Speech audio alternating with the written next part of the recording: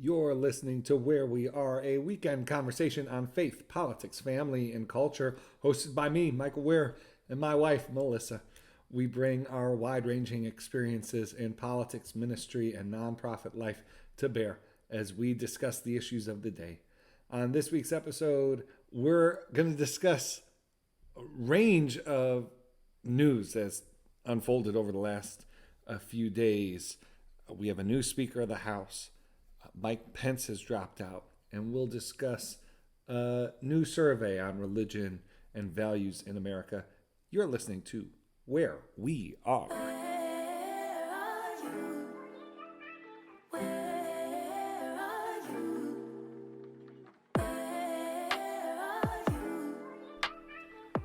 This is Where We Are. We are the Wares. I'm Michael. I'm Melissa. And Melissa, after something of a break from like the You and Me episodes. I think everybody missed you. You know, I haven't heard that. So if anyone did miss me, I've they seen could the reach data. out. No. Spotify for podcasters has really detailed analytics. And they miss you, Michael. Well, that's very sweet. I see how it is. Well, I'm glad to be with you. I'm glad to join you. You've interrupted my viewing of Center Stage, the 2000 ballet movie. I just got home from a work thing, and Melissa is just having a glorious Saturday evening. I mean, I'm doing client work, but but yes, I'm watching Center Stage for probably the 100th time in my life. Yes, and you have many hundreds left to go. I do. Lord willing. Yes, Lord willing. And so that's great. It's a very busy season. We're now less than 3 months from The Spirit of Our Politics coming out. Mm-hmm. Pro tip, you can go to the Amazon page now and read a bunch of the endorsements for the book, and you could learn more about the book. So I'd encourage you to do that. And if you think it worthwhile, would appreciate you pre-ordering the book. And then the Center for Christianity and Public Life has its inaugural summit in just over a week, November 6th through 7th in Washington, D.C. We have released just this week, not just the full speaker lineup, but the conversation, the topics for each of the sessions. And so would love for you to make last minute plans to be with us in Washington, D.C., November 6th through 7th. Obviously, if you're already in the DMV, then you're already here, and would love for you to join us. You can learn more at ccpubliclife.org. Melissa, you're going to be there. I am. We've made the proper arrangements. Our children will be properly watched, fed and not running around your conference. Telling Senator Chris Murphy and Senator Chris Coons what to do. Yes, and Saoirse would 100% tell them what to do. So there is a lot of news to talk about. There is. And one of the breaking items over the last day or two is that former Vice President Mike Pence has dropped out of the Republican primary. It's been a long time coming, but I know Pence not gonna win. I don't know. I'm just riffing here. But it was a long time coming. It was very clear. We've discussed this thoroughly on this show. The rationale for a Mike Pence run never made sense to us, other than Mike Pence's conviction that he was called to the presidency. I don't think it made sense to Mike Pence. And so that race is over. I will say, and I shouldn't be right, I think there are a lot of admirable things about Mike Pence. Not just the January 6th stuff, I actually think that's a bit overplayed. It's but one of the things I admire about Pence is that he dropped out before votes took place. Like like there was a, and you're smiling. I don't mean that as a dig or as a. It's very hard to drop out after you've spent millions of dollars. The impulse is, who knows what'll happen? Let's take this to Iowa. Let's not drop out until voters have their say. And like it's just very hard for your ego to say, well, maybe I'll just have a great debate performance. We'll have a go. Yeah, and it takes a big man. It takes a big person to look at the data, to have an honest assessment. Obviously, the people directly around you love you. You're paying a lot of them, and so sometimes it's hard to get like beyond that and say, you know what? As he said today, like, this is not my moment. So I admire that. The other thing we've said on this podcast over and over is Mike Pence was not going to be a good candidate in 2024. He has the potential to be an influential endorser and surrogate. And so I will be very interested to see if Pence decides to endorse before Iowa, and what that looks like if he prosecutes a case against Trump that allows a Trump alternative that he endorses to sort of be a degree removed away and not directly offend Trump voters and like let Pence do that.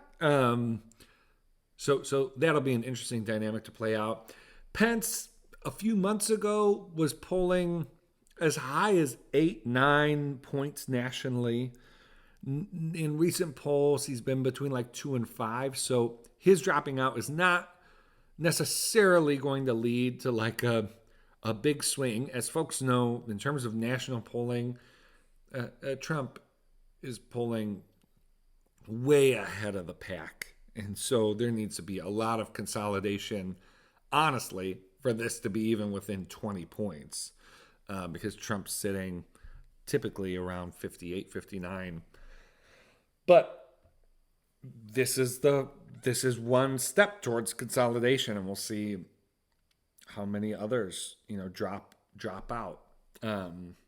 Just the last thing I'd say is, one reason for Pence to drop out now is there were some real questions about whether he was even going to make the debate stage for the next debate. And so, he kind of gets to leave on his own terms in that way. So He also was really short on cash. Well, yeah. So a lot of this could have been just really a numbers game, a practical, logical game. Yeah, because sure. we know that he felt like he was destined to be president sort of thing. And so to bump up against aspirations like that, I feel like some of the reasons why it had to be actually quite practical. Yeah. Okay, so that's Mike Pence, but we shall see who he endorses. Yeah, and if he does, like, sure. I think he will, but like we'll see, and it'll be interesting. Does he endorse before Iowa, or does he wait for some kind of like clear alternative to emerge? And if so, will that be too late? I wish I could be a fly on the wall of those conversations, of what they're considering. All right, let's talk about the speaker news. Yeah, we have a new speaker. Finally, we have a new speaker. It took 22 days. Yes, yeah. Mike Johnson, yes, from Louisiana. That's right. One of the youngest, a speaker who served for the shortest amount of time in Congress. Yes.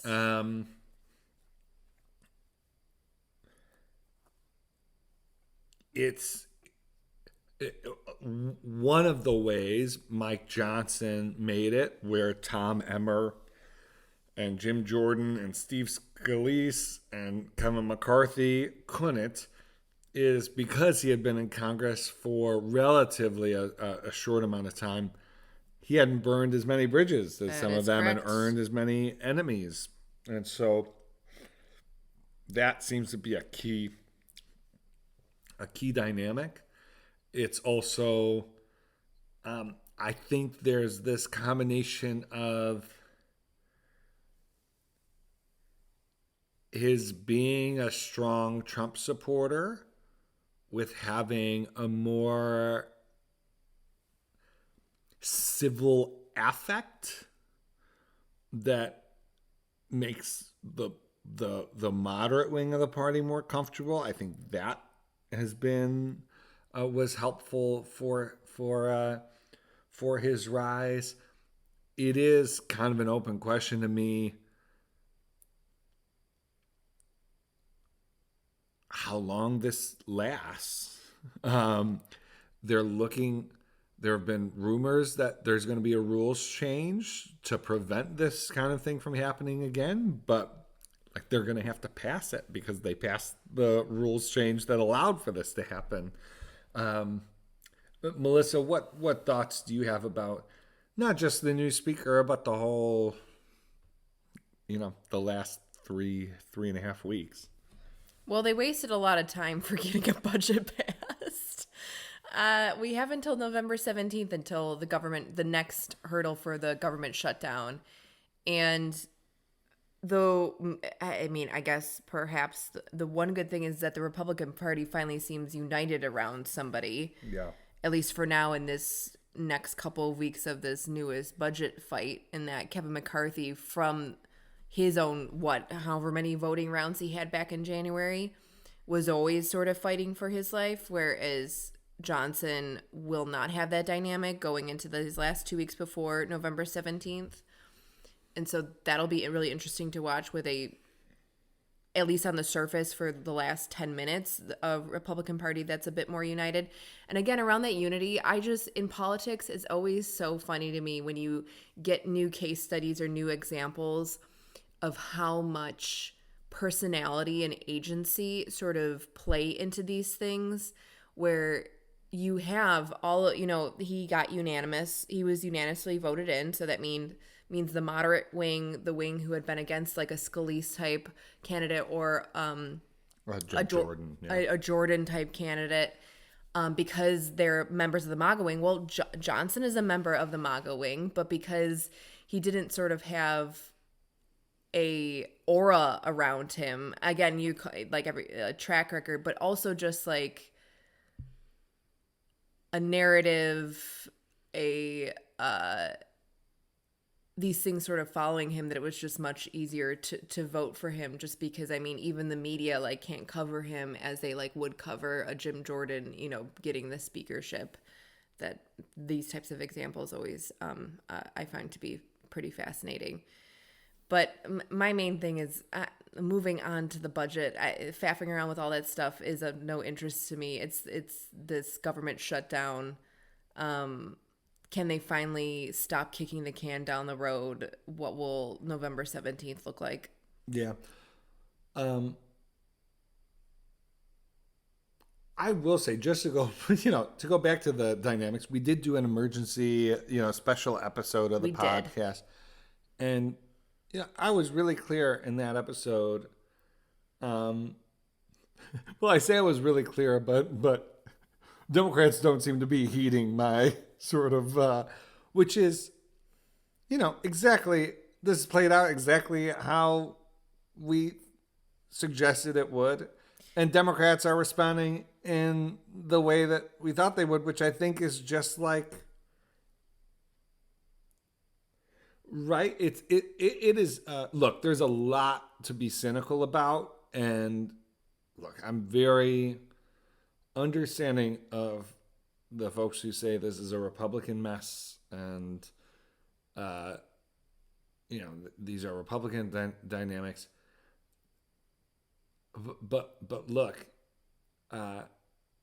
McCarthy was removed with unanimous support among Democrats. And I just think that when you do that, when you take that vote, you either have to do it because you have some strategy to get a better outcome, or like there's been a lot of Republicans elected an extremist. Well, yeah, you voted along with 7 extremists plus Nancy Mace, quote unquote extremists, the right wing of the party. Yeah, you're going to empower the people that you vote with. That's why they're voting that way. And so all of now, the reporting is that Democrats think that they're going to be able to make this a winning issue for the midterm or for the congressional elections. And I get it, but because this was prompted in part because of Democrats' decision, don't they just feel icky about it? Don't they take any responsibility? Like, I don't get how you could say we precipitated this with our votes, and also it led to a worse outcome for the American people. Like the new speaker is worse, even quote unquote even worse than the last one. But that's what's playing out. One of the things that's been fascinating about this is to see the further mainstreaming of Christian nationalism as a thing that's just referenced almost like without further citation in like national news headlines. There was a New York Times article. The headline, for Mike Johnson, religion is at the forefront of politics and policy. The subhead is, the new House Speaker has put his faith at the center of his political career and aligned himself with a newer cohort of conservative Christianity that some describe as Christian nationalism. And guys, who and or what are some? Some describe. Yeah. Yeah, well, right, exactly. That's like a classic like news things. Okay, yeah. So who's saying that? B, a newer cohort of conservative Christianity. No, this is 1980s, 1990s stuff.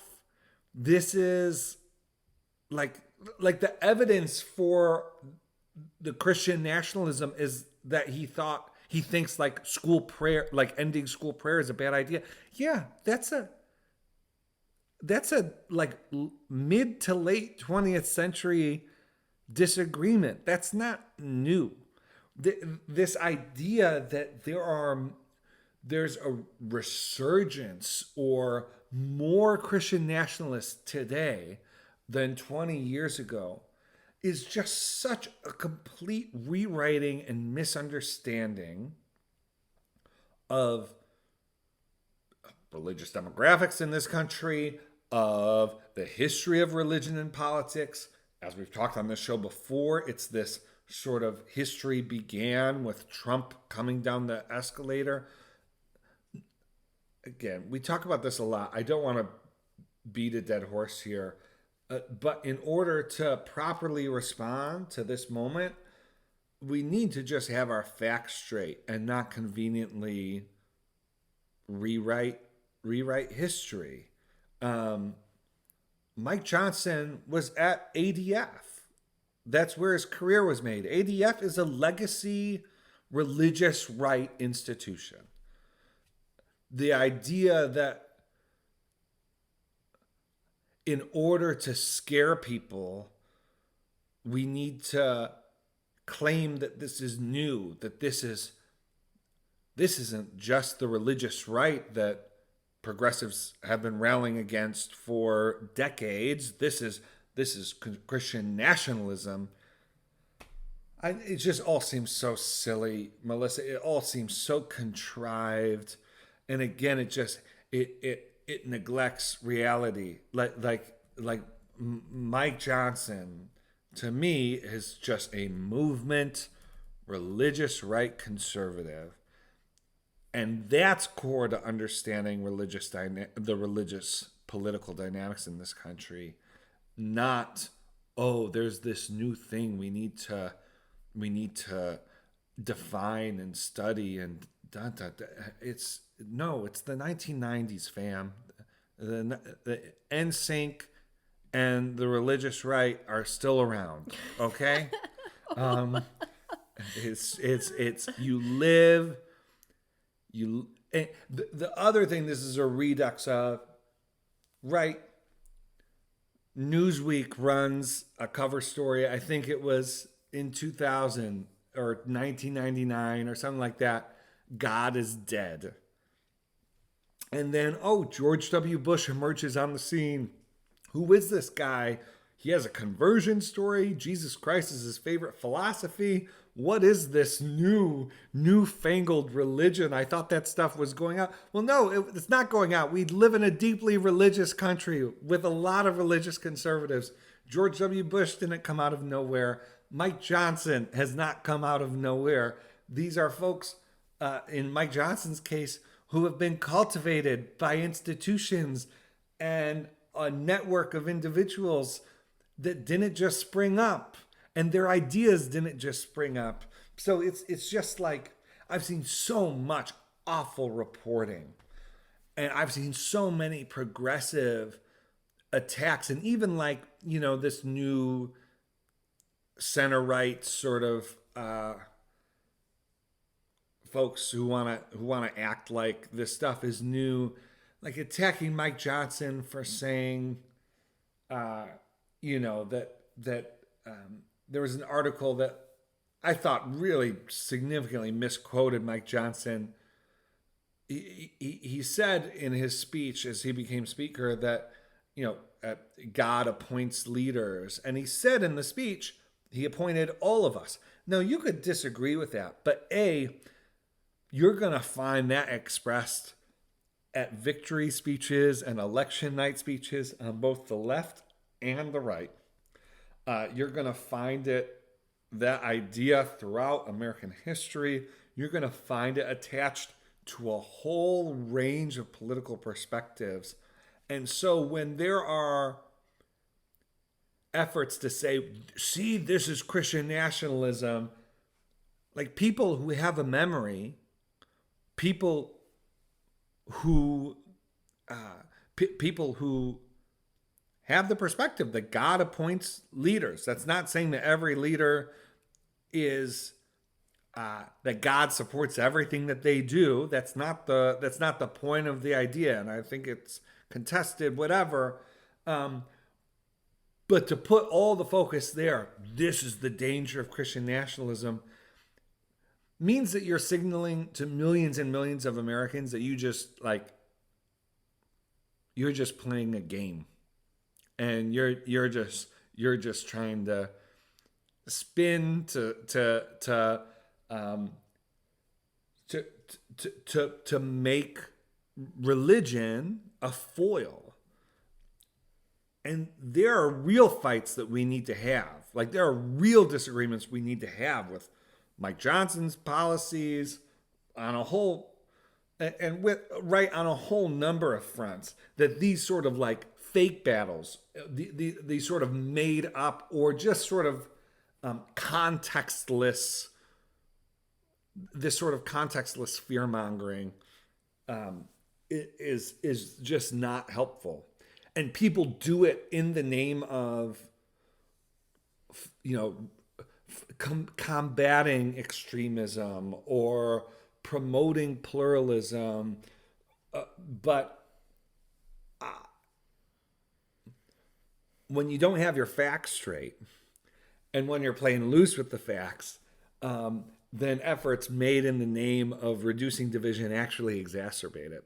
And so yeah, I mean, it's been amazing to see sort of the efforts to define Mike Johnson out of the gate here. We actually have an entire episode on Christian nationalism. It's episode 55, so you can check that out if you want to hear more of our thoughts on this particular topic that is everywhere these days. Everywhere. But we are going to discuss in the last few minutes of today's episode some new data from PRRI. They ran their 14th annual American Value Survey, which is done in partnership between PRRI and the Brookings Institution, and it examines Americans' attitudes about the leading candidates for president, potential support for third-party candidates, and the issues that define these partisan and cultural fault lines. The survey illuminates Americans' concerns about the overall direction of the country, the state of the economy, inflation, public education, social correctness, and the broader health of our democracy, as well as a bunch of other issues, including Christian nationalism, immigration, foreign policy, a bunch of different things. But this particular survey caught my eye the other day because I saw a headline on some of the right or wrong direction questions on the country, and, has this country changed since the 1950s? A lot of this stuff, it looks like a lot of the other surveys, like in terms of people not really having a lot of faith in our economy and the direction of our country. But the one that made the headline was about support for political violence as a response to the direction of the country, which is a very interesting question to be asking.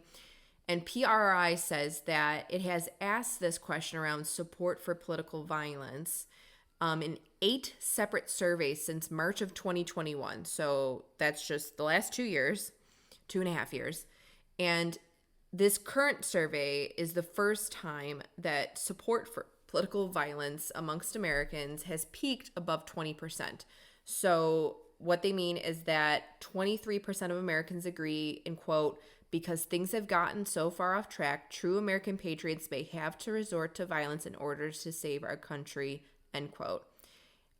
In 2021, as a comparison, it was 15%. So it's gone from 15 to 23%. So I thought, let's dig in further here. They have a really helpful graphic on this. Reread the question. Yes. That people are responding to. Okay. End quote. Because things have gotten so far off track, true American patriots may have to resort to violence in order to save our country. Okay. So just I'll stop you there, right? Yeah. So this is something that they've polled 8 times since 2021. That's correct. 8 times since 2021. Yes. This is like just a classic example of how misleading motivated polling can be. The question is asked with a particular cable news riddled mind point of view that, it's obvious what that means. But just read it one more time. Because things have gotten so far off track, true American patriots may have to resort to violence in order to save our country. Okay. Does that refer to the war in Ukraine? Does that refer to global competition with China? Does that refer to crime in cities? Does that refer to,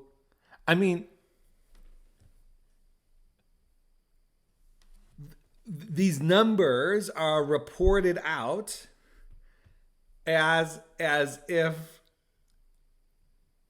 everyone who answers the question knows what we're talking about.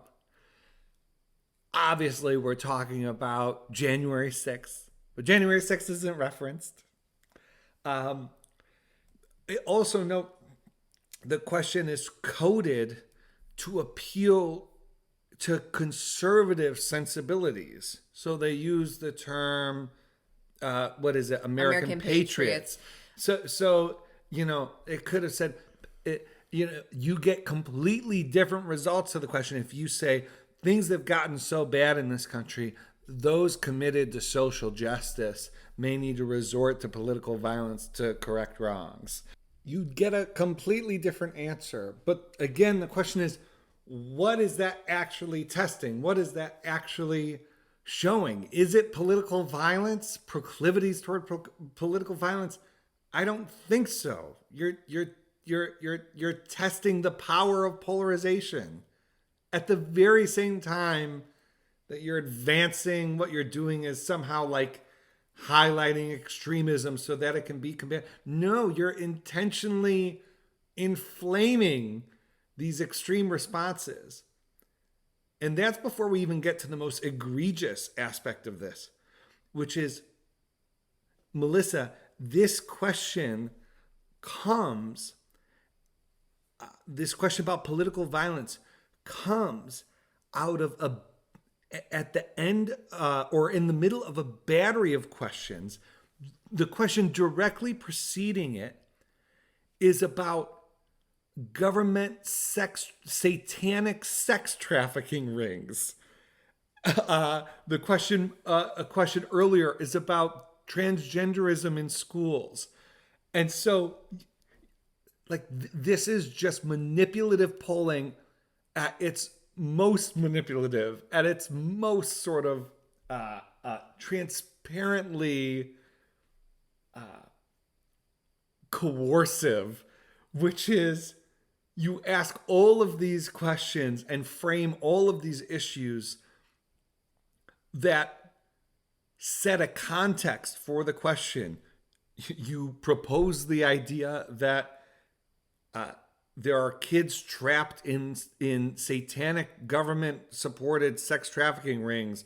You raise all the book banning stuff. You raise all this stuff. And then you ask a question, because things have gotten so far off track, true American patriots may have to resort to violence in order to save our country. But then you only report in your study, you only present the political violence question without even letting the readers know, unless they dig in, unless they're polling savants, unless they're nerds like us. You report that data and no one ever knows how you set respondents up to answer that question. It is just insane. And the very start of that question is, because things have gotten so far off track, I thought, okay, is this connected to the direction of our country question? Did this come right after? And was it for people who answered, yes, I think the direction of our country is off track? No. So it makes a presumption, it creates a bias at the very beginning. And plus, if I were like an independent or Democrat or Republican who doesn't think the country's off track, but I'm presented with that, how do you answer that question? That's one of my biggest questions. But anyways, I thought, okay, we see that there's been an increase overall of when you answer this question for all Americans. And then the headline was more around white evangelical Protestants being the highest and Republicans having the highest, in terms of 31% of white evangelical Protestants would say yes to supporting political violence, and 33% of Republicans overall would say yes to supporting political violence. And that was the headline that I saw. And then I went and looked at the graphic, and I thought, well, wait a minute. Isn't the story here the difference between 2021 and 2023, the jumps? And on this survey, every single group jumped. So Republicans, Independents, Democrats all jumped. White evangelical Protestants, white mainline / non-evangelical Protestants, Hispanic Catholics, white Catholics, Black Protestants, religiously unaffiliated and non-Christian religions all jumped. And the biggest jumps were Black Protestants doubled, went from 12 to 24. Religiously unaffiliated went almost double, from 12 to 23. And non-Christian religions went more than double, from 9 to 23%. And so the jumps are where I am seeing the issue, not the absolute data of who has the highest.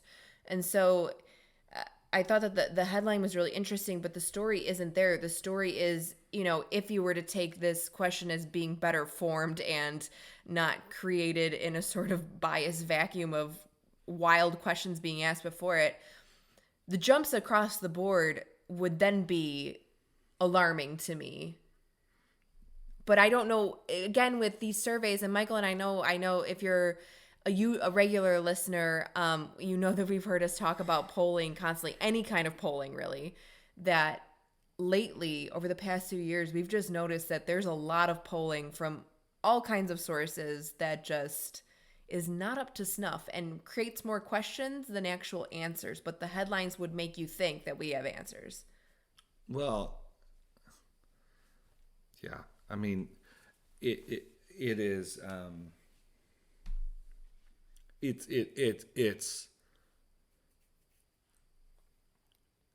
it's like the pinnacle of how so public polling was developed aspirationally under the idea that if you could survey the American people in a representative, scientific way to elucidate where they stood on particular issues, that it could aid a democratic representative form of government. This was like the initial impulse. This was like George Gallup's dream, which is George Gallup had this civic impulse that if that polling could sort of bring voters and decision makers, elected officials, policymakers closer together. It would strengthen our democracy.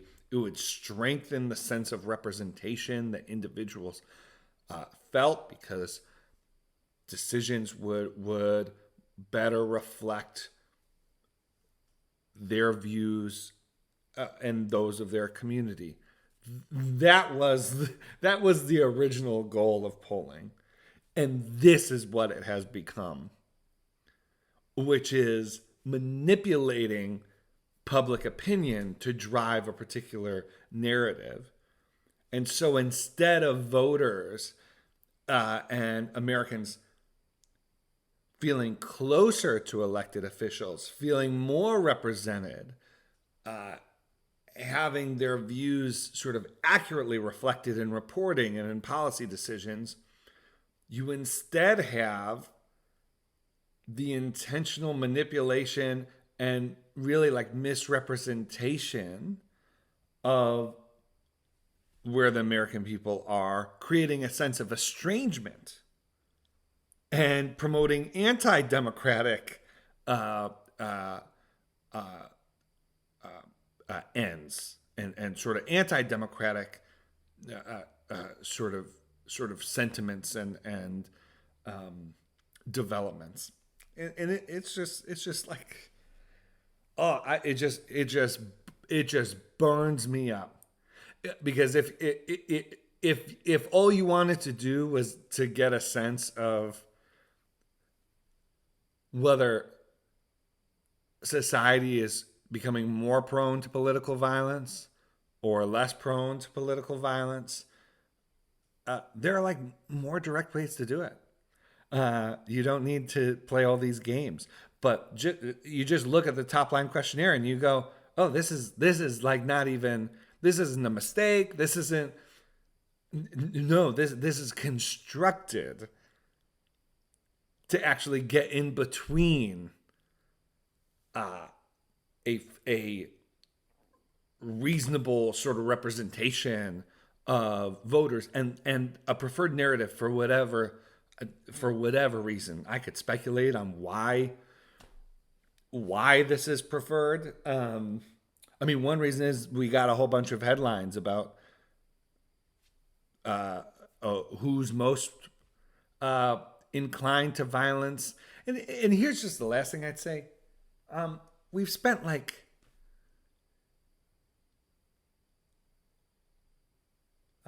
this sort of like what's the word I'm looking for? I'm not sure it's the healthiest thing to do to break down answers to questions like this into somewhat arbitrary racial and religious categories. Like I think that whole practice is worth questioning, especially because of the arbitrariness of it. So, just looking here, the breakdown: Hispanic Catholics, but okay, why aren't Hispanic Protestants? Religiously unaffiliated, okay, why not an atheist breakout? Uh, like it's just so deeply manipulative, and this survey data is announced at an event with a reputable think tank under the idea that it's providing data that policymakers and others can make decisions off of. Like that's the whole that's the crime of it. that there's a veneer of credibility that surrounds this kind of thing. Yeah, one quick anecdote. I have been part of putting together about 5 different studies or 5 different pieces of public polling with 2 very major public polling agencies and 1 independent. And the first 2 times it surprised me, and by the end I was even more surprised. When I was working with the really big mainstream polling agencies, it was kind of incredible how much the questions rested on me. And luckily, I had a colleague who had a PhD, a ton of training in quantitative research, who really understood how questions can create biases and things like that, and could help design the survey in a way that really led to some real results. And it was kind of amazing to me how it was left so much to us, and we didn't get much advice. We were kind of allowed to ask whatever questions we ended up wanting. And obviously we had a research question, so you have to go with your client's research question so that they achieve their research aims. But I was amazed at the lack of guidance that we were given. And finally, when we went and worked with the independent agency, it was amazing how it was night and day, where for the first time I finally was working with someone who said, hey, if you use that preposition in that way, it's probably going to lead to this kind of answer. Or I would word it in this way because I've worked with this kind of, with this kind of work before, and it tends to lead towards answers like this. But if you ask it in this way, you might get more towards what you actually want. We finally received some sort of guidance in that way as to how into like human behavior and how questions are asked in the order in which they're asked, and the adjectives and the adverbs and the prepositions and everything about the question and how it goes into how people actually hear it and then respond to it. And then obviously the form, whether it's online, over the phone, that kind of thing. But it was a very illuminating experience for me those few times that I've done public polling, and just sort of how it's a choose your own adventure sometimes. Yeah. And so I don't think we plan on just focusing on, but like, I kind of don't want to, frankly, like, I'm sure we could go question by question and find questions that are asked in a reasonable way. And again, I found other PRI research to be helpful at various points. Um, just so listeners know, like when we started recording, we had like I'm just really jarred by not just we were going to talk about the framing of the question itself, which I thought was problematic and misleading. The we as we've been recording, we've come upon how the order of the questions, which to, I'm just kind of like blown away by it. So this is you are listening to a live a live reaction of us Michael and digging Melissa. through polling numbers at 1 a.m. on Sunday. This is our life. Yeah. Welcome. Okay, so I guess look, so like the takeaway from this is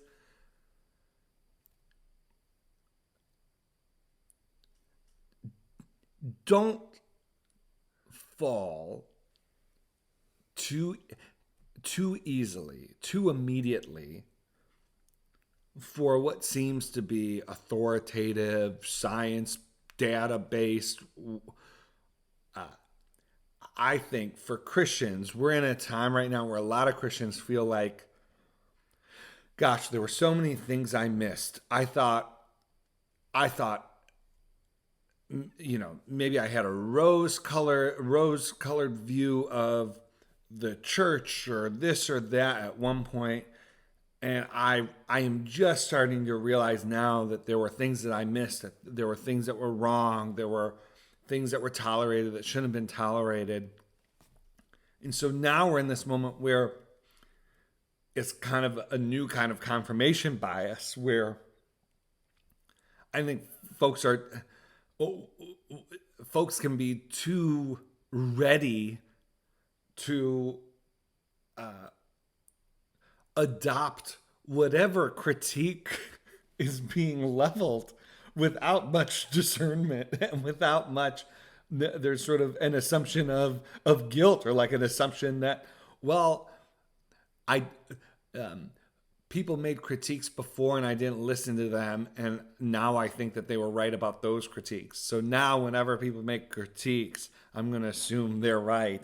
No, that's like an overcorrection. That's an overreaction. As motivated as people are in whatever political camp you left, the new political camp you find yourself in can be just as motivated and be just as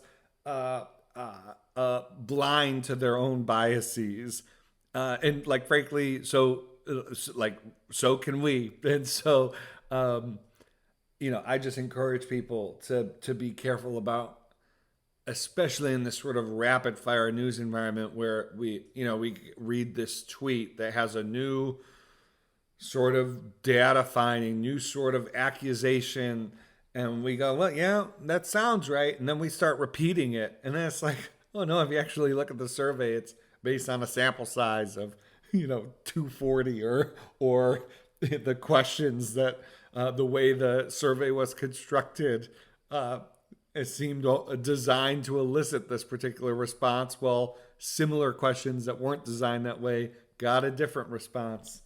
And so I guess that would be that would be the takeaway. The other takeaway is I think Pew Research does fantastic work. Yes. I think Pew doesn't get everything right all the time, but I go to Pew for my my American religious landscape data. Just saying. All right. Friends, yeah, no, I mean, this is great. This has been like, Melissa, this has been a year of just absolutely manipulative, awful data coming out of PRI. And like, it just has to be, it's just unconscionable. Straight Talk Express. All right, friends. Love ya. Thanks for listening. And we'll be back next week on Where We Are. Bye.